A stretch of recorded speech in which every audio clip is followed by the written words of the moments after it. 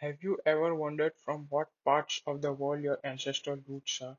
Have you ever tried to create your own ancestral family tree? You can try to find answers to all these questions by just using some simple information like records, dates, and some software tools.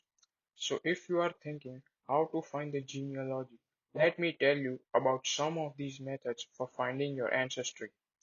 Finding your genealogy earlier was very difficult because you had to rely only on the documents which are restored from the public libraries or archives. Today, there are many methods and resources available to us like census records, ancestry DNA tests, and genealogy programming software.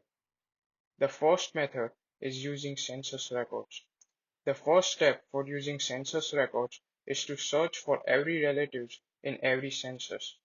There are census entries for the same person which can reveal unique information, so it's worth finding and studying it. The second step is to look for variations in entries.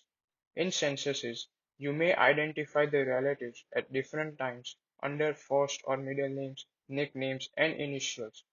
Their ages may be reported inconsistently, and names have been transcribed differently. You have to search these variations and explore them in details. The third step is to read the entire entries and event of those neighbors. Read the details in the column, including family history like parents' name, children, marriage, occupation, and immigration. The second method is using ancestry DNA tests. According to Vox.com online article, the first step for DNA testing is to spit in a tube. Fill the tube with the saliva to the black wavy line. Do not overfill. The second step is to remove the funnel from the tube.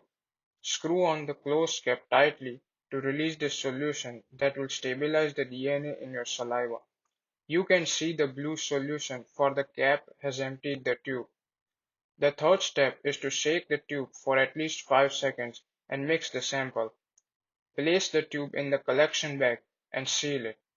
Mail in your sample. The third method is using genealogy software.